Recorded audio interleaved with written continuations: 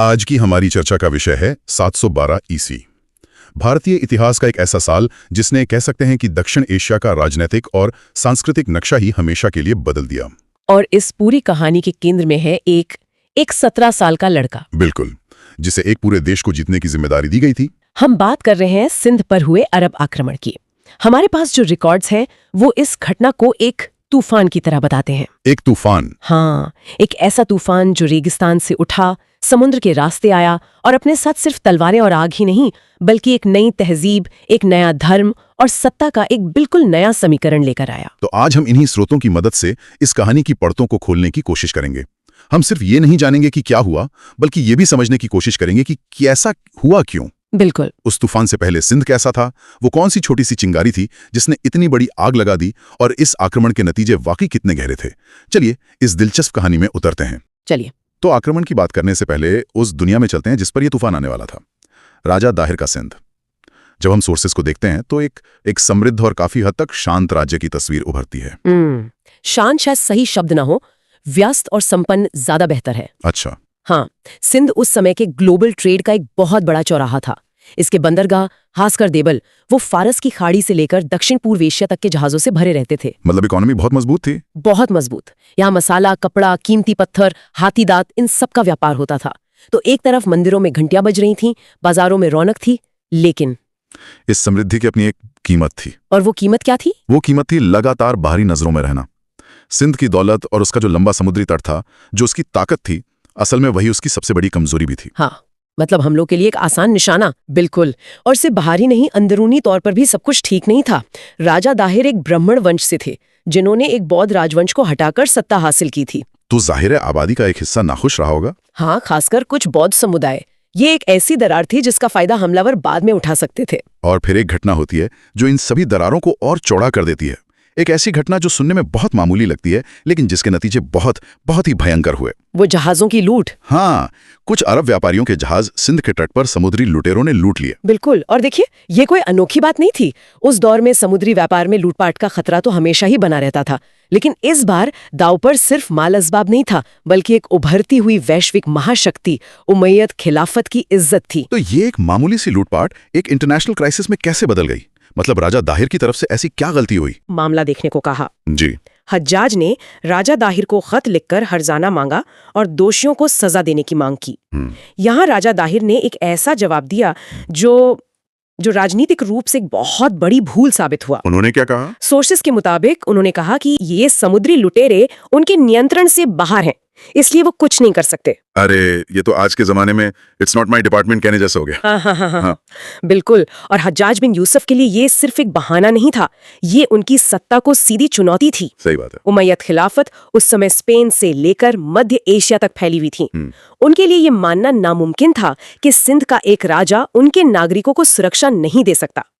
दाहिर की इस असमर्थता को उनकी कमजोरी या विद्रोह के तौर पर देखा गया। और इसी एक जवाब ने सिंध पर एक पूर्ण सैन्य अभियान का रास्ता तैयार कर दिया। और इस अभियान का नेतृत्व सौंपा गया हज्जाज के अपने भतीजे और दामाद मोहम्मद बिन कासिम को, जिसकी उम्र, जैसा हमने शुरू में बताया, सिर्फ 17 साल थी। हाँ। अब युद्ध का मंच तैयार था। अरब सेना सिंध पहुंचती है और उनका पहला निशाना बनता है देबल। देबल को चुनना एक बहुत ही सोचा समझा एक स्ट्रेटेजिक फैसला था। ये सिंध का सबसे बड़ा बंदरगाह था। तो मतलब सप्लाई लाइन को सिक्योर करना। बिल्कुल। इस पर कब्जा करने का मतलब था अपनी सप्लाई लाइन को सुरक्षित करना और सिंध की अर्थव्यवस्था की कमर तोड़ देना। देबल सिर्फ एक शहर नहीं था, वो एक किला था, और उस किले के बीचों बीच एक बहुत ऊंचा मंदिर था जिसके शिखर पर एक लाल झंडा लहराता था। शहर की शान का प्रतीक। हाँ, शहर की आन बान शान का प्रतीक। सोर्सेज में इस घेराबंदी का जिक्र भी बड़ा दिलचस्प है। ये सिर्फ तलवारों की लड़ाई नहीं थी। नहीं, बिल्कुल नहीं। ये उस दौर की टेक्नोलॉजी का भी प्रदर्शन था। अरब सेना अपने साथ मंजनीक लेकर आई थी। मंजनीक, ये क्या होता है? ये पत्थर फेंकने वाली विशाल मशीनें थीं। आप उन्हें उस जमाने की तोपें कह सकते हैं। हाँ। कई दिनों तक ये मशीनें किले की दीवारों पर भारी पत्थर बरसाती रहीं। चचनामा, जो इस विषय पर एक बहुत महत्वपूर्ण स्रोत है, वो बताता है कि कासिम को किसी ने सलाह दी कि अगर मंदिर के शिखर पर लगे झंडे को गिरा दिया जाए तो शहर का मनोबल टूट जाएगा। और उन्होंने यही किया। उन्होंने अपनी सबसे बड़ी मंजनीक का निशाना उसी झंडे पर साधा, और जैसे ही वो झंडा गिरा, शहर के रक्षकों की हिम्मत जवाब दे गई। कमाल है। इसके बाद किले के दरवाजे टूटे और अरब सेना शहर में दाखिल हुई। देबल का पतन सिर्फ एक शहर का पतन नहीं था, ये एक मनोवैज्ञानिक जीत थी जिसने सिंध के बाकी हिस्सों में खौफ की लहर दौड़ा दी। देबल की जीत ने तो जैसे दरवाजा खोल दिया, लेकिन असली चुनौती तो अभी बाकी थी। राजा दाहिर। हाँ, सिंध के शासक राजा दाहिर का सीधा सामना करना। अब ये लड़ाई एक शहर या किले की नहीं, बल्कि पूरे सिंध के भविष्य की थी। सही कहा।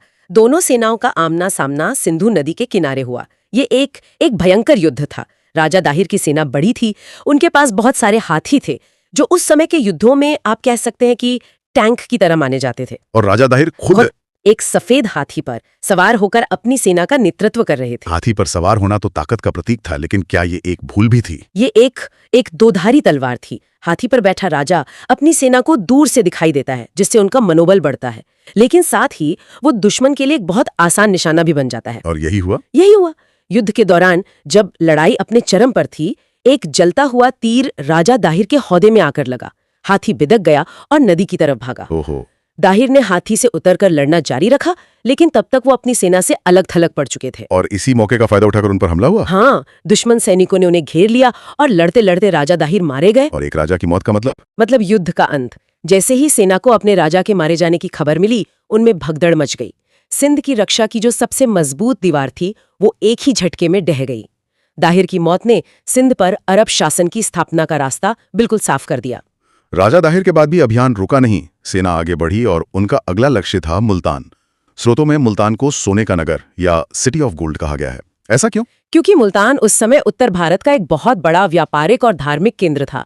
वहां एक बहुत प्रसिद्ध सूर्य मंदिर था। अच्छा। वहां श्रद्धालु दूर दूर से आते थे और भारी चढ़ावा चढ़ाते थे।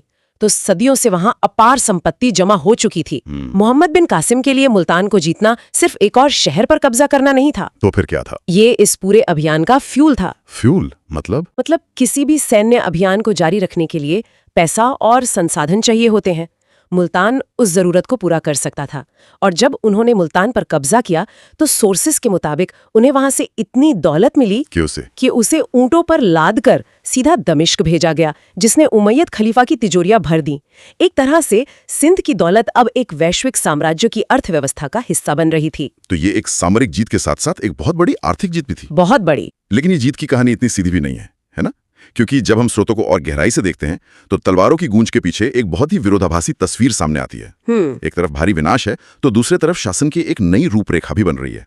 चलिए पहले उस काले अध्याय की बात करते हैं। ये सच है और इसे नजरअंदाज नहीं किया जा सकता।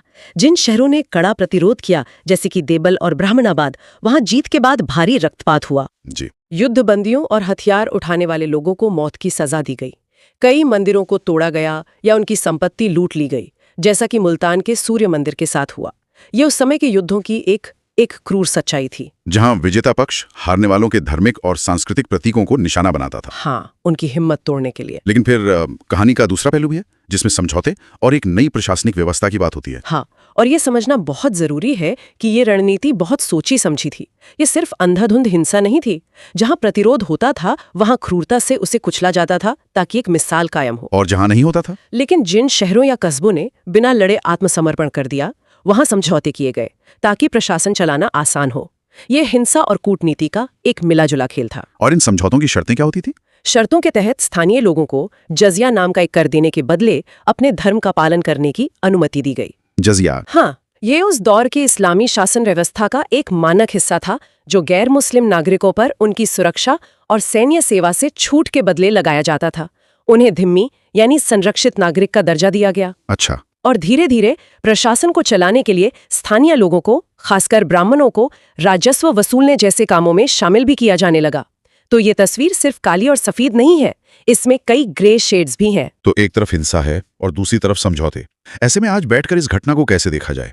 क्या इसे सिर्फ एक बर्बर आक्रमण मानना चाहिए या एक नए शासन की स्थापना की प्रक्रिया? यहीं पर संदर्भ यानी कॉन्टेक्स्ट बहुत महत्वपूर्ण हो जाता है। कॉन्टेक्स्ट? हाँ, स्रोत हमें याद दिलाते हैं कि 8वीं शताब्दी में युद्धों में क्रूरता और लूटपाट एक सामान्य बात थी।